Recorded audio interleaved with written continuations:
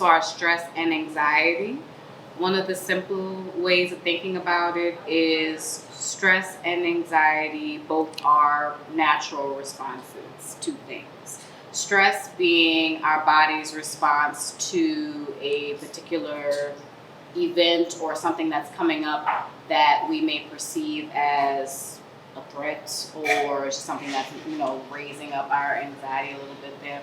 And then anxiety is more so what we would consider kind of like this. It doesn't have to be a product of a particular stressor.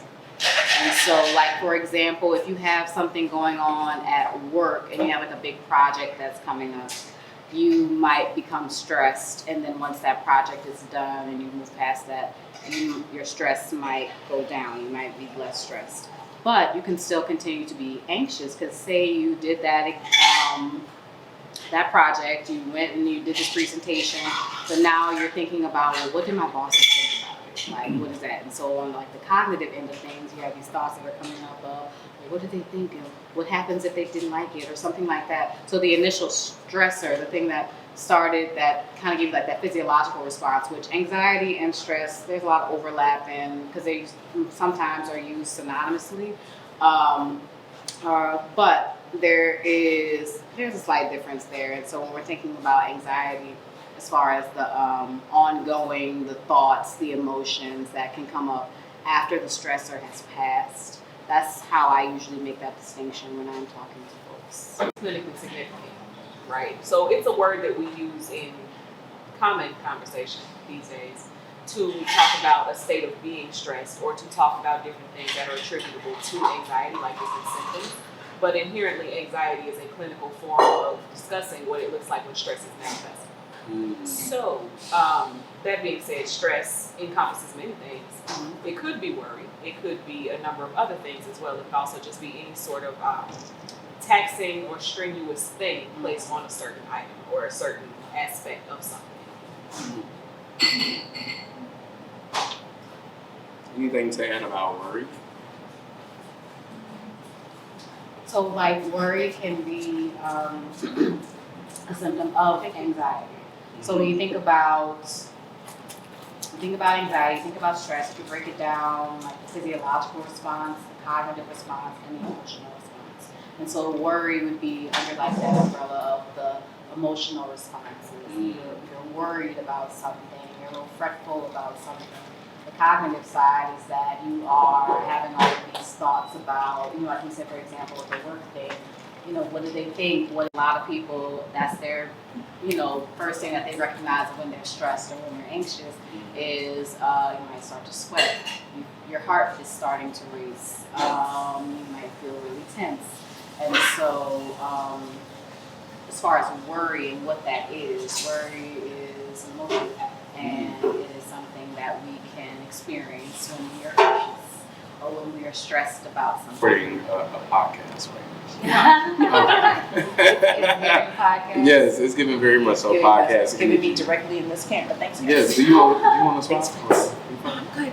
Just don't look at me eat. What are some effects of stress on the mind and body? I really want you to So the way I define stress, as I've seen it over the years, is the application of force, which eschews one from a pre-delineated path. When you're standing up and you have something heavy on your shoulders, that applies stress in an opposite direction for which you need to go. When you have conceptions of a test that you need to make an A on, and the pressure is applied from the amount of text that you need to understand, it excuses you from the path that you're trying to take. The worry is in the mental and emotional aspect of the applied stress, mentally trying to deal with the applied force, and the perception that one might be incapable or unable to withstand said stressor. And the anxiety comes with the worry of the future, that the outcome of said applied stress or stressor might create in a situation that one's unable to maintain whatever it is that they've had predetermined. when that occurs, there are all sorts of alchemical changes that occurs in the body. First being the release of neurohormones, right? Or raising of hormones, cortisol being one of those major ones, but there are many other changes that occur physiologically. And these can happen instantaneously and without an actual physical stressor. So the mind is the creator of not only the perceived problem, but is also the producer. The mind also affects the brain to become the producer of said chemicals, immediately creating a response that occurs in the body, such as the eyes dilating, or the sweating, or the palpitations and rapid heart rate. And it is how one deals with that stress that determines the dose produced, the effect produced by the neuroendocrine system to then effect that said stressor works. So that's kind of how it happens in the body. But in the mind, I think it's really that we have such a hold and grasp on what it is that we want, that by holding on so tightly, we fear the loss of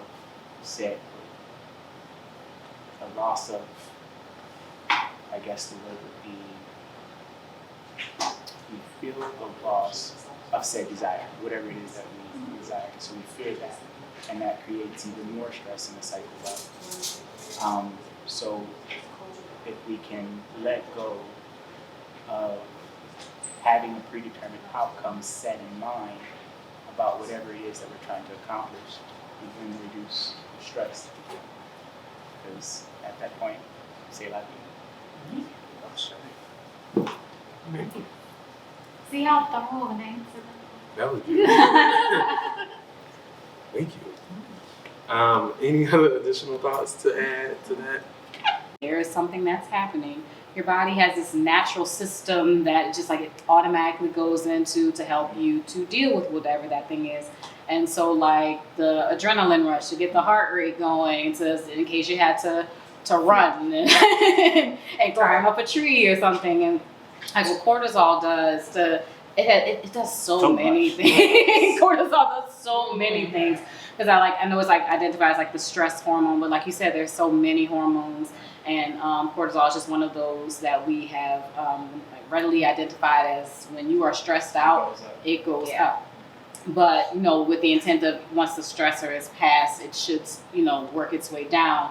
But when we're thinking about like what's happening with the body is if you are under constant duress, if you are constantly experiencing that weight and those pressures on your shoulder, and you're just chronically stressed out, then those cortisol levels can stay elevated. And correct me if I'm wrong, but I believe it's like if you have just like super elevated cortisol levels, it's Cushing's syndrome, and being stressed out can lead to real deal health concerns. Weight gain. Yeah. You can't think straight, right? Because everything is shut down in order for the basic means of survival. So the executive functioning begins to shut down. So you get brain fog. If you have brain fog, you have weight gain. You're trying to hide, right? So you're exhausted because your engine has been revving so high for so long. It creates its own then stress. Creates the cycle that which is what we're really trying to pull people out of these days. And I think it's important that we acknowledge that everything you're describing is an automatic process. Yes. Right. So this is not something that you're having, right? We don't have stress. We experience stress. It's something that is happening whether or not we're actually dealing with whatever the stressor is. So, yes, the chemistry is critically important, but the important part about the chemistry is that you have to get in control of it, or it's going to do what it's meant to do. Your body is only responding to what's happening. So I think to go back to the first question, stress is a pressure response. You bring up a great point that I think leads to the next question. Are stressors avoidable? Like, can you avoid the experience of stress? To everyone's point, I think we've all mentioned this, is like stress is natural. Like there is a your body is built to handle so many things, stress being one of them.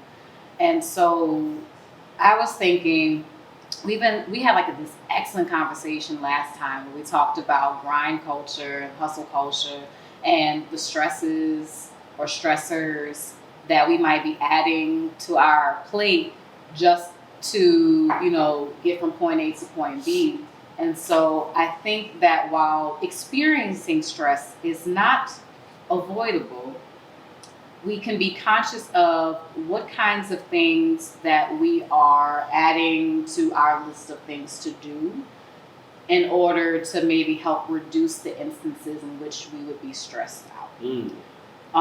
So for example, like the whole idea with hustle culture is turning your hobbies into income in some form or fashion.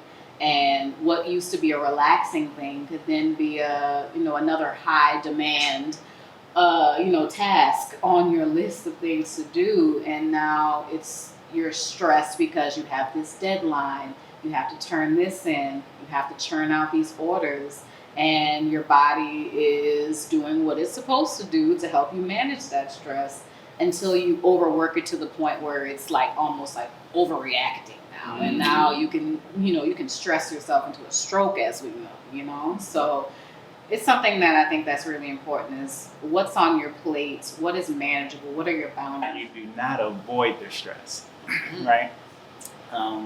Because it's just the world, that's life, right? There is no change without a force being applied, right? Otherwise, everything remains stagnant, remains the same. So life is built in stress. How we react, how we respond, it can either make it malignant or benign.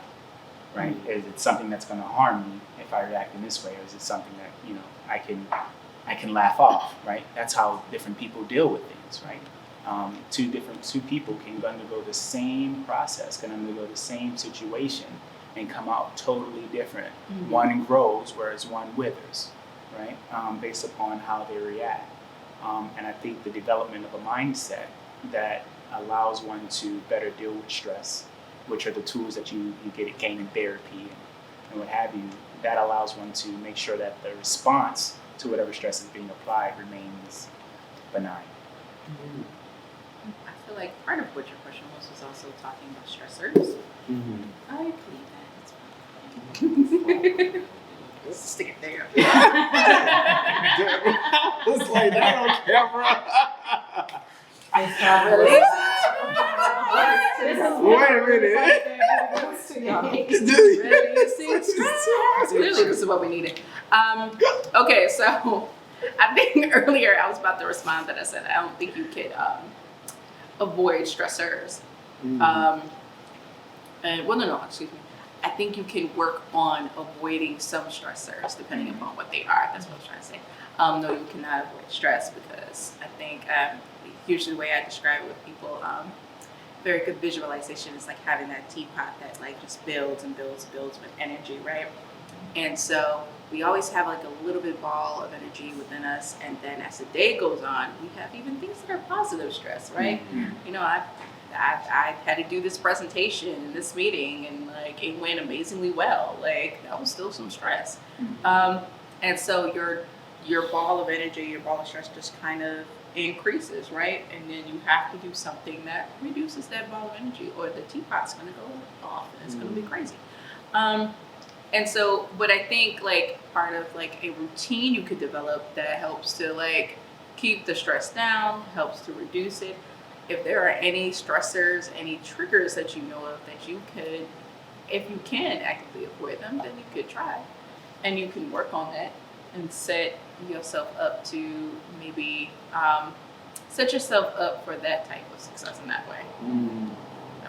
What you can do with your stressors is work through them. You can eliminate them. You can reframe them. You can do all kinds of other things, but you probably shouldn't avoid them because they're going to pop back up because they have not been dealt with. So, no, you cannot avoid your stressors. You can work through them. You can eliminate them by working through them, but you can't avoid them. No. We'll try. You know, I think that In many ways. in many ways. And I'm glad you brought up that point, because something that, like, we talked about things we work on in therapy, right? And so avoidance, for a lot of people, avoidance feels like a very helpful strategy. Avoidance just promotes a cycle. It just feeds the machine, essentially. And so the more you avoid it, whatever it is that's distressing you is still there. Avoidance doesn't eliminate it. You just It exacerbates it. It exacerbates it. And so, like, something that we would work on in therapy would be, you know, exposure to whatever it is that stressor is. And so it might be something like, if you are anxious about getting critical feedback from a supervisor, something that makes you anxious, so you have a lot of anxiety around that, and the stressor in that sense is going to supervision. And so you're avoiding supervision because it makes you anxious. Good way to kind of make that distinction, right? The stressor, the thing that's causing the stress, this is the event going to supervision. The anxiety is the thoughts, the feelings that are coming up about that particular stressor. And so what we would do is, how can we gradually expose you to building up what you need to build up in order to confront that thing that is distressing, so that you can get in that space and we can counter some of those thoughts that you are feeling about what's making you anxious. We can help you to lower some of those physiological responses to that. That's what deep breathing helps you do. That's what grounding techniques helps you do. It helps you center and get back into the space, and so you can feel like it's heavy, maybe, you know. But it's really important, I think, to bring up the point about avoidance, because for a lot of people that feels like I am doing something, and there's this really funny meme where this person's kind of sitting on, it's like a little comic strip, and this person's sitting on the couch and listening to music, and there's like this big hulking thing like just creeping up behind them, and it has life written across the chest, and then it just comes over until like right in his ear, and he whispers, "No." You can see him like sweating, but it's just like, yeah, it's right there. It's always there. You can try and avoid, you can try and tune it out, but no, there's some things that you do have to confront. But again, being stressed and being anxious aren't inherently bad. Stress, that stress response in our body is helping us to deal with confront whatever it is that's stressing us out. Like an example with the bear, if your body did not have that automatic response to where it's setting you up to, I gotta roll or I gotta fight or whatever like that, you'd be in, a dire situation, or even freeze, fight, flight, or freeze, or fall. But also, it's when it gets out of control that we have to reel it in. But that response helps you to deal with that thing in the immediate. And as far as anxiety, since we're talking about anxiety being more future oriented, like what if, what can happen, what is, all those sorts of things. When we're a little anxious about something, that usually can propel us forward to doing whatever we need to do to alleviate that anxiety. If I know I have a test coming up that's stressing me out and it's making me anxious, I know that I have to study. Studying can help me alleviate some of that, but if I avoid it, it could be, dire consequences. That's what anxiety is for. Yeah. That's literally why we experience it. It's meant to motivate you to make change in some form or another, right? Yes. So, for example, a low-level example of anxiety, it's kind of cold in here where I'm sitting because the air is coming this way. There's tension between me and my environment, right? And now it's resulting in me feeling, oh, it's a little cold in here. That's anxiety. To resolve that anxiety, I can move. I can go to my car and get a sweater. I can do all kinds of things. I'm not going to do anything because it's not unpleasant to me per se, but that's how it works. So it's normal. If I didn't have that anxiety, I would sit here forever and freeze to death. It protects you to an extent as well. So it's very normal. Anxiety is not bad. No, not at all. Avoidance is using the word. It wasn't you. Yeah, it was. Because I was like, well, no, I was just sitting here. I was just like, well, yeah, I hope people don't think I tell people to avoid. No. Oh, no, that was my question. Avoidance isn't a bad word. It is the context in which we are using it. Correct. Ashe. Well, and that's why I said, like, let me go clarify. Because, like, no, I don't be telling people. I'm on camera with my lobster eating. And I would like to avoid it, but you know what? I am dealing with it. Even though lobster did fall out of my mouth. Classic case earlier, of avoidance. Y'all didn't notice it. Y'all did. All right, thank you. But yeah, no, I don't tell people to avoid it. I'm thinking more of like little things like, are there ways where I don't feel like I need to take this on today? Maybe I don't need to deal with this. Maybe I don't need to go downtown to deal with traffic today if that causes me stress. Yeah. So, things that I don't need to deal with. Things that I do need to deal with, like putting a jacket on because I'm cold. Or maybe I do need to deal with learning how to speak to my supervisor so I can show that, I'm learning. And I'm growing in my academic program. Yeah. Okay, so you're telling me that it's okay to avoid my student loan call. That will still be there. That's Not a that, big no. exhibition. Look, that's a large Not exhibition. all the That's a time. large exhibition. Okay. Not every day that they call. Okay. Mine called me today. every day. Oh, 1 month. That's a 1 day a month. Yeah. It's 1 day. Yeah. That's our agreed upon time. I feel so seen. Yeah, I mean, I'm just, We're all in the same. are some stresses avoidable? Like, I mean, but that's real, right? Yeah. Like we live Yeah. in a system where they're constant, like it's just like the steam is coming out at different, yeah. it's so many. I'm like, look, Nadia. I ain't got it right now. Yeah, baby, listen. The government said we had a year with no interest. And it won't go on your credit. They lied though.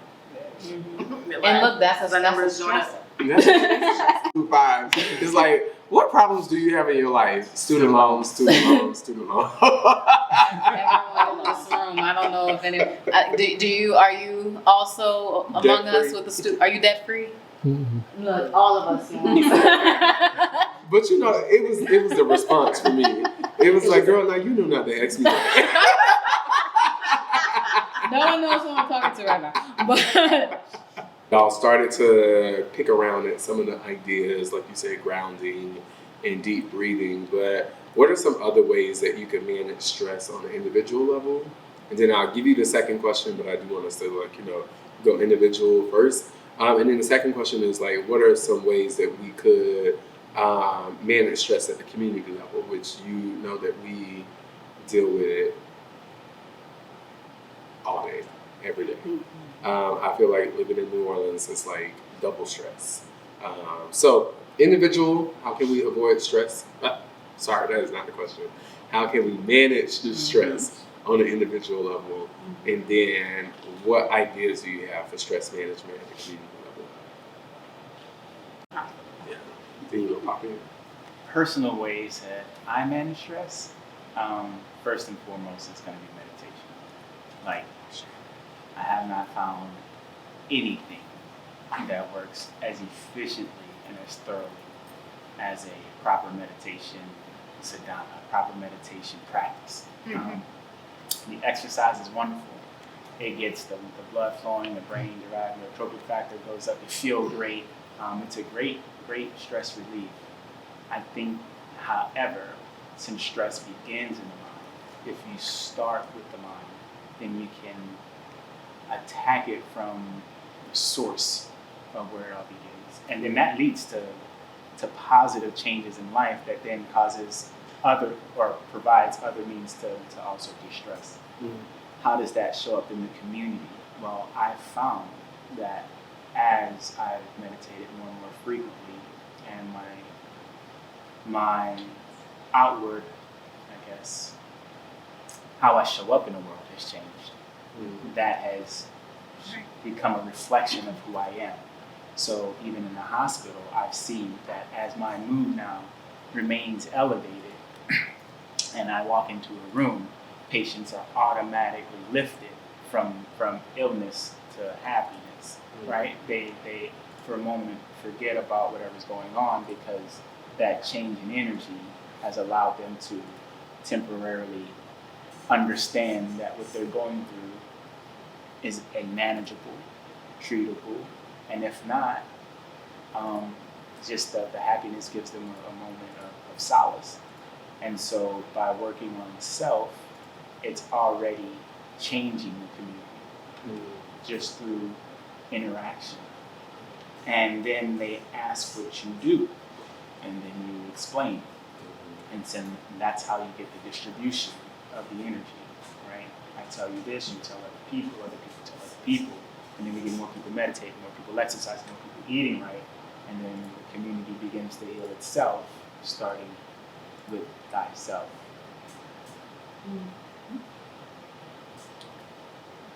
I would say individuals to just be in that really quiet, peaceful space. And what I would love for a lot of people to learn is that meditation isn't simply, like, yes, that is one aspect of meditation, but there's so many different ways in which we can meditate and tap into ourselves in that peaceful space. In meditative state, absolutely.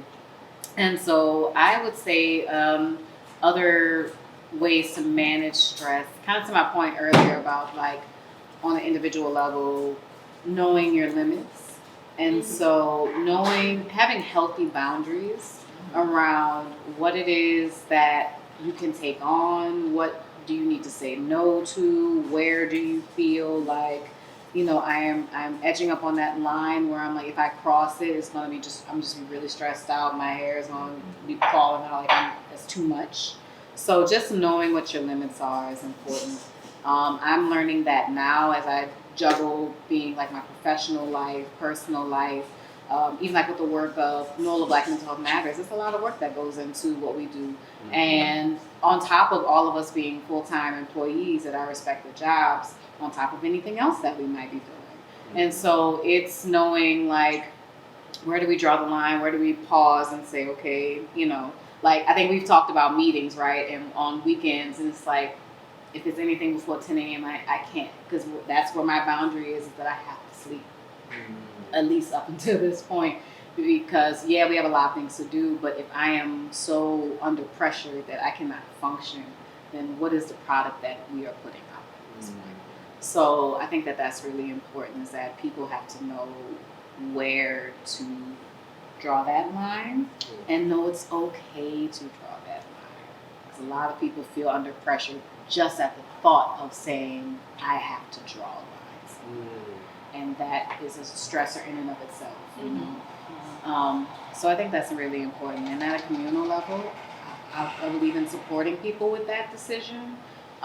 Helping people to know their limits, being a support system for your community. Even right now, like we were all laughing about like the student loan thing, but I think even being in this space and being able to laugh about it with other people who know what that stressor is like and how that impacts our individual lives, but also how that impacts us as a collective, especially as young Black professionals who are trying to make our way in the world. That's the communal moment that we just shared, to be able to have that healing laugh about that, So being able to lean into your people is really important. We cannot do this alone. Everybody needs community.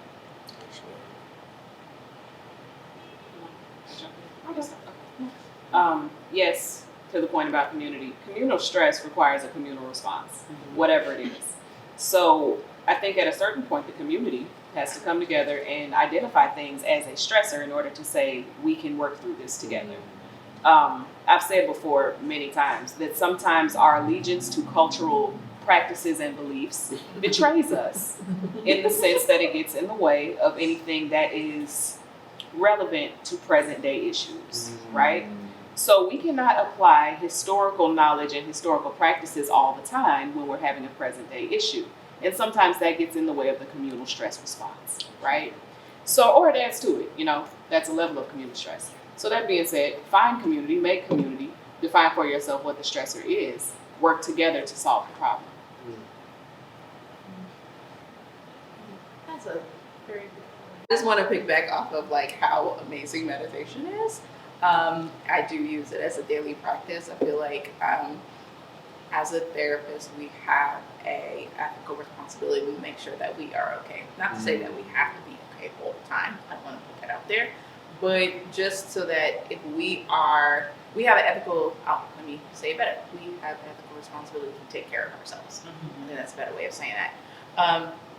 And so for me, and something I actually do like offer to clients, is the idea of, since stress is something that happens and is going to happen, that we look at it in a sense of how do we just balance ourselves out? How do we, if we're swinging the pendulum this way, how do we swing it back to a more neutral state? And so I look at it in a sense of what am I doing daily? What is something I can, a little bit bigger that I can do weekly that's kind of a rest from everything that I've taken on that week?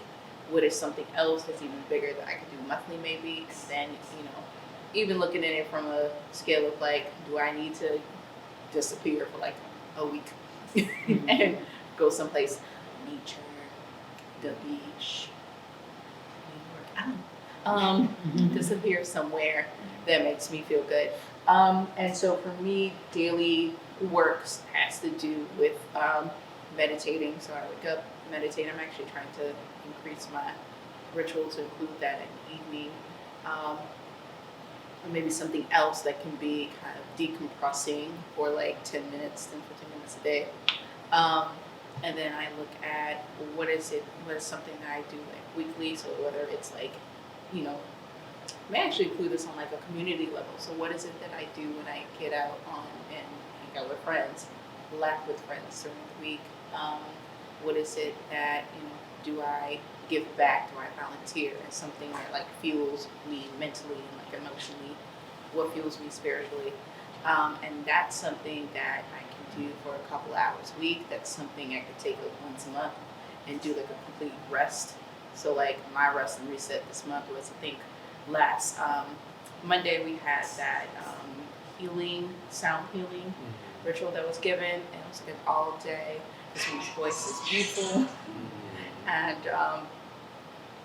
so that was an amazing experience.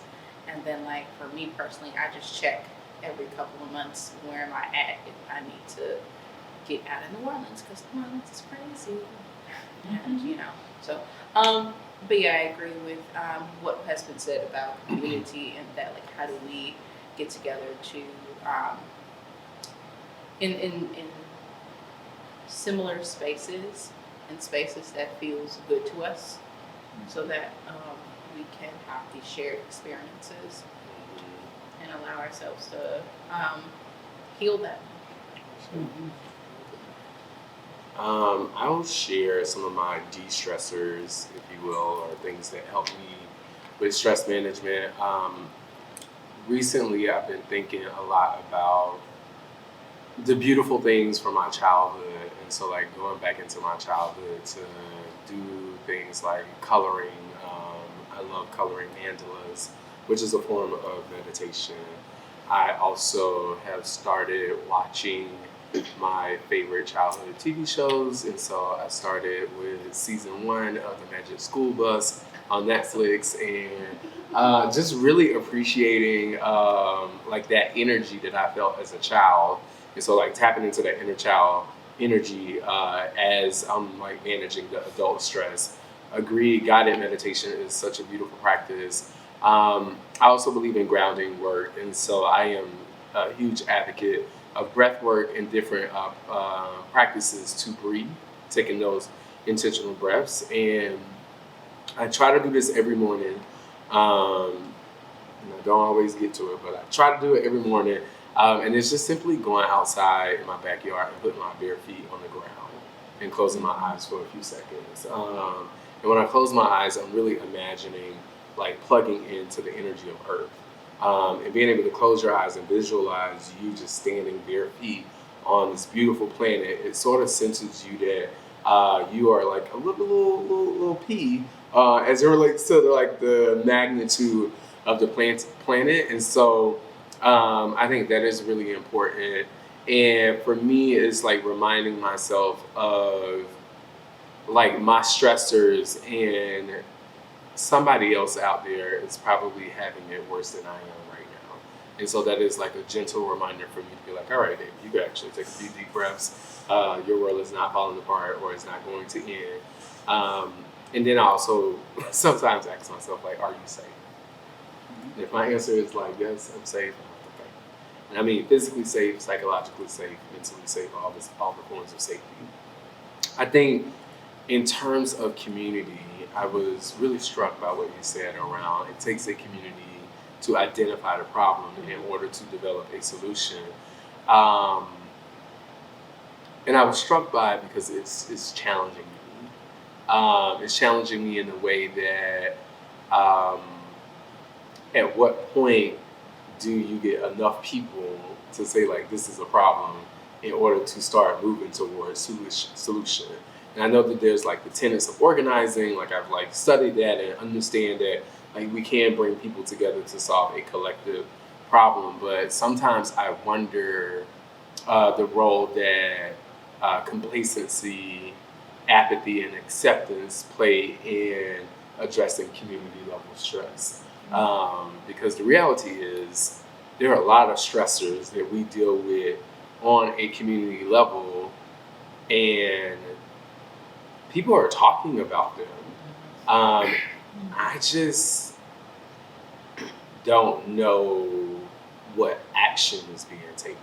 And I want to be clear that I know that there's action being taken because this is a form of action to a community problem. So I do want to name that.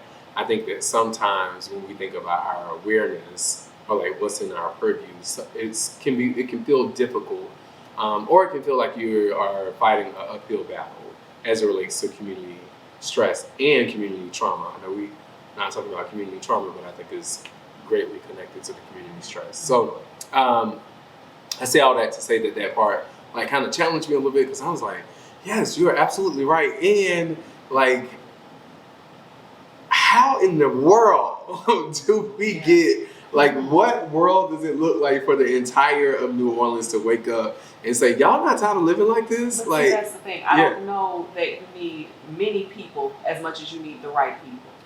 Because community is subjective. This is community, right? But it's different from the community I just came from, which was work. Mm-hmm. It's different from the community I'm going to, which is home, where it's just me. You know what I mean? So, you don't need a multitude of people. You need a multitude of people who have the one mindset to work toward the communal resolution. That's what you need. And I would add to that, too, is that when we're thinking about the problems that we're experiencing, even when we know that a lot of people are experiencing one particular thing, it can still feel really isolating to be like, what is anybody doing, you know? And you feel like you're in your own little silo, and it's just, I don't know what's going on, I don't know who to even tap into, and those sorts of things.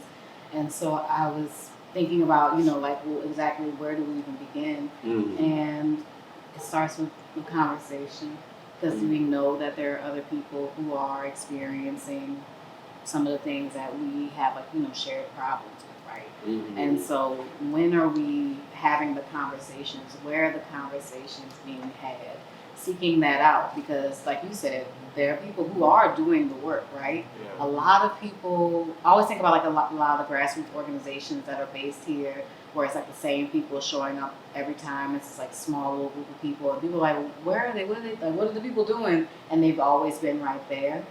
A good starting point is to really just kind of start doing some digging and find the work where it's happening, because it's out there, right? And you might stumble upon, oh, you know what? Here's 6 people already. Kind of started tackling. Now I'm the 7th person, and I brought in an 8th, and then it starts to kind of grow from there. And all of the right people start to get in the spaces and do the thing.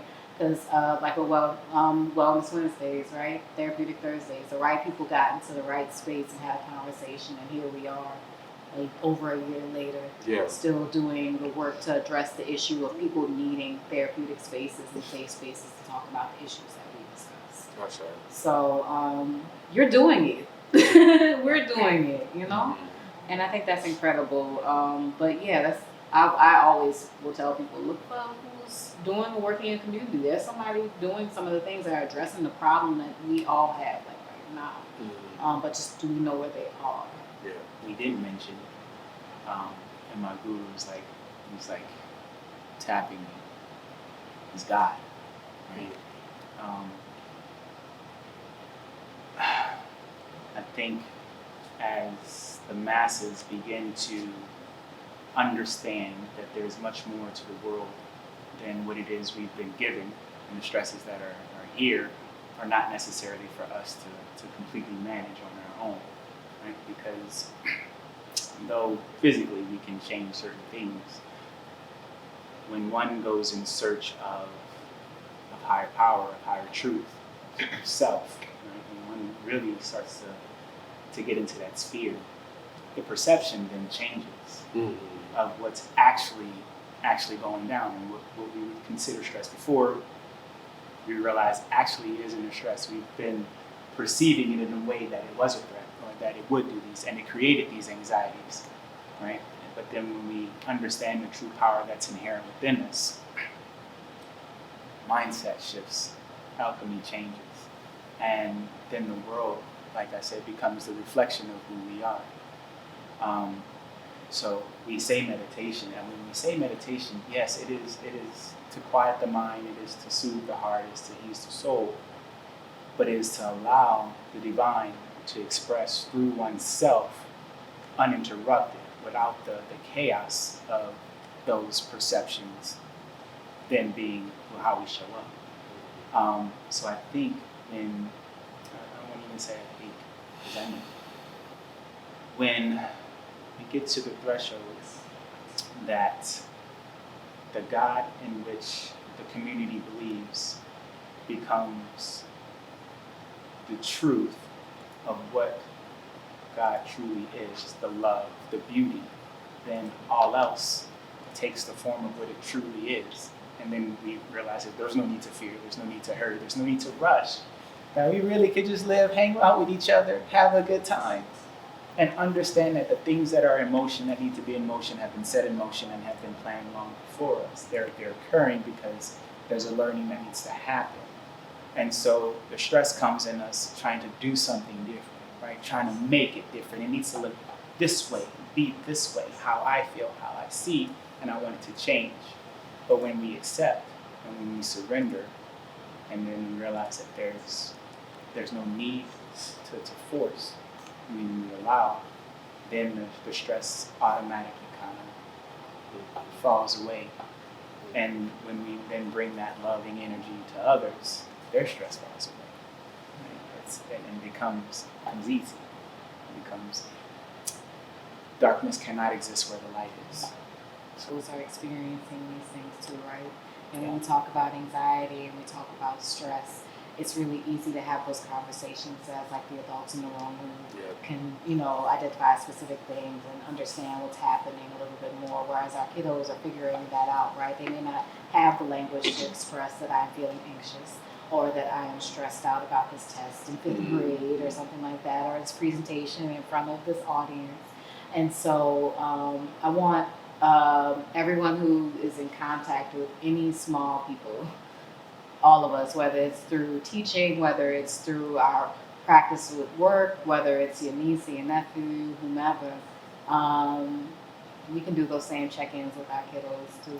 And how you feeling today? Do you feel safe? Yes. Do you feel safe? Are you anxious right now? Let me explain what that. Let me explain what anxiety and stress is and how they overlap and how they might differ. And let me have that conversation with you too, so that I can support you, because a lot of those practices that they can learn now are going to be so instrumental in their development and when they're coming into the world. And so much of what we figured out as adults, and it was like, damn, what could I have avoided if I just... I'm so glad we learned it, right? Yes. Now our children won't have to learn.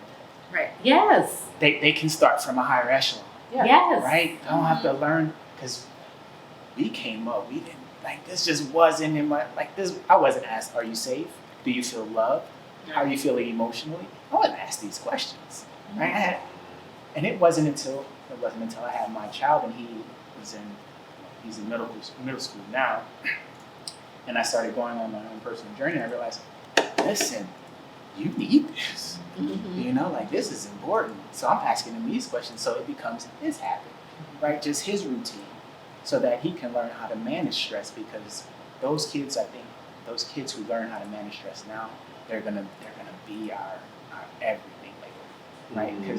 Because they're gonna be able to navigate through everything that we're dealing with. Hopefully they have other things to deal with, but they'll be able to navigate the world in a much more efficient manner. What I'm taking from everything you've just shared with us is that stress is just a state of disempowerment, right? Because we have divine power. Yeah. We can do all the things that you described, right? And just like you're talking about children and what it looks like to give them the tools, you have to empower children to use those tools, right? So that they can continue to use the power as they grow up, right? Exactly. So when you're stressed, you are feeling disempowered. And the more important or possibly even communal response to that is to empower. So empower yourself to overcome the stress. I love that. There's these like 21 Shambhala, I think, sayings from the Crimson Circle, and one of them is, it basically speaks to this idea that suffering is a choice. And I have like sat on that energy, like repeatedly going back to like the times where everything that we do, we have a choice in it. And so like some of us, or I'm not even gonna like code it like that, we actively choose to be stressed. Absolutely. And that in of itself can be a grim reminder that it is all in your head. Like it is the way that you are manifesting that energy, that stress, those stressors is all in your head. And last week, I look back on last week and I'm like, oh man, that week could have taken me out if I had not been at the state of consciousness that I am now. It could have taken me out. Like last Monday, plumbing was crazy. Tuesday, plumbing was crazy. Almost $600 later, the toilet is fixed. Tuesday, I lose my wallet. Somebody wore my credit cards out. Wednesday, my uncle dies. And it was just like one thing after another. And I was like, God, like, come on, bro. Like, what is going on? But throughout the entire week, I found opportunities for joy, found opportunities for laughter. If I was not meditating, I don't know how I would have gotten through it. But to your point, it's like we choose to take on the energy and our perception, and how we like perceive things can really impact our automatic response that you talked about earlier. It is about that perception, how you choose to perceive it. And for me last week, I was like, I'm supposed to be learning something. So there was an openness as I was going through the week, because I was like, now why the toilet messed up? Why is the toilet clogged up? Like and that had happened on a Friday, and I told the group at Soul Work Sunday, I was like, you know what, y'all? I'm gonna bring this thing home. Since we're talking about energy work, I think that sometimes people can come into your life and clog your soul, your connection to your soul. And I was like, and that's what that toilet is trying to do, with it being clogged up. And the people was like, huh? You got it? Yeah. And it's just like, you ain't gonna clog up my soul. And even in that moment, those were stressors that I could have given power, like let my power be released to. And I think this is a reminder, thank you, about like that stress piece can be disempowering if you choose or if you allow it to be. And it's really, truly about your perception. And I think that is something that I look forward to bringing that level of awareness to our little people. Because in my interactions with little people, I'm just like, child, y'all be getting upset about a lot of things. Like, okay, the game, it didn't go the way you wanted to go, the little video game. Like, and I think we're just seeing a lot of that. So it's making me think about like environmental stressors and the impact that it's having on our perception as it relates to life. Which I think is probably something we can do, like some real digging and supporting with our younger people around.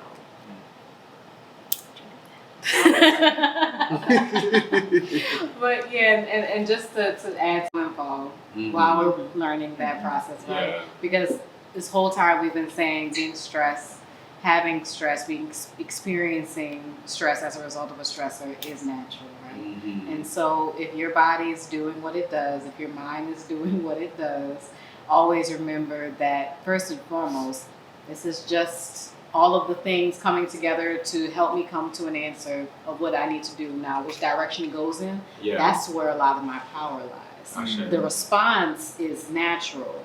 Yeah. What am I going to do with that response? Do I need to, what can I do with my power to help get my heart rate back to a normal rate? what can I do with some of these thoughts that are coming up for me right now? If I have some questions that are coming up that are making me anxious, how can I answer them, right? And you might stumble and fall while you're going through that, because that's something we talk about with our folks in therapy all the time, right? Yeah. Please don't beat yourself up if you didn't get it right this one time. If you just kind of let it spiral and then you're like, oh, man, I hit a wall this week. Okay.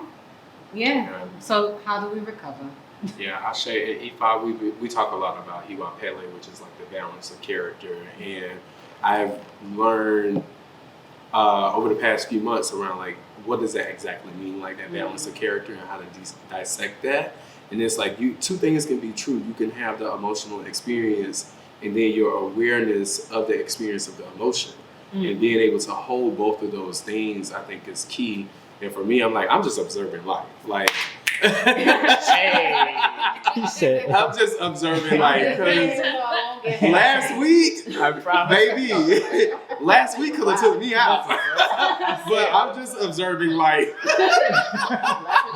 yeah, life will take you out. And I was like, I'm just observing, like, I literally had to take a step back because I was like, wait a minute, God, what is going on? Relax. But I'm just observing life. And so thank you for that. I think it is about that balance. It's like, hey, give a brother a break. You know, that's too much. Yeah, don't stack them up like that no more. That wasn't cute. Right. But it is around like being like observing how you're experiencing the energy of life, or that flow, that energetic flow of life. And I'm like, okay, I feel sad. All right, why do I feel sad? That is powerful. Yeah. That is powerful. Simply to be able to be aware, right? To be like, this is a movie that is happening. I am watching the movie as it occurs. I'm excited to know the outcome because I know the outcome is going to be great. That's a great way to reduce the stress, right? You diffuse it. You know it's going to come to a happy ending. You already know how the story ends. In your heart, it's already there. So when you can step out of frame and understand the full picture, because you've removed yourself emotionally from the occurrence that's happening, because it's just something that's happening. It's just a lesson that's sent for you to learn. If you take it too personal, then you become too involved in the movie, right? And then you suffer as the character. However, as you step back, you're able to see, okay, these are solutions that if I were in the forest, I could not see. Right? By being the observer, and I can't tell you how many books, how many people I've heard that you are, in fact, the observer. You know, in your meditations, when you go deep, you realize you're watching your physical body. And then you're just like, okay, these thoughts are coming, but I'm not those thoughts. I am what's perceiving those thoughts. And then I am what's perceiving that I am a perceiver. Right? And so when you let the hands go, it's again allowance and surrender. This is occurring. Okay, this is occurring. How do I react? How do I respond? And that lies the power, because then you create. You create the life you want. You create the response, so you create the life you want. And as you take full responsibility of the power that you have, you're able to then transmute the energy into something more useful. Sure. And so this is where the community part comes in too, because how do we communicate that to all of these other beautiful people in our immediate spaces? Beyond that, how do we empower them, especially when we are dealing with so many systemic issues, right? Like, what does that look like? Because we are not minimizing that life be life at all. Right, life be life. And so it's just like, how do you survive that? How do you still thrive in that? Particularly if you are, because somebody said, like, and I'm reading this book, Decolonizing Therapy, and I can't remember the exact phrase, but basically it's like changing it from being like the minority to the intentionally oppressed, you know, we have to put in like that historical context to that title, right? And so it's like when you are part of a community that has historically been beaten, bruised, just abused in every form of fashion, and you're still thinking about how do I manage stress, how do I manage my anxiety, how do I do all of these things, how can we bring all these beautiful words into spaces where we need people to understand their power in a system that does not want you to feel empowered at any point, on the individual level or community. Yeah, I think I would just say I think a lot about capacity.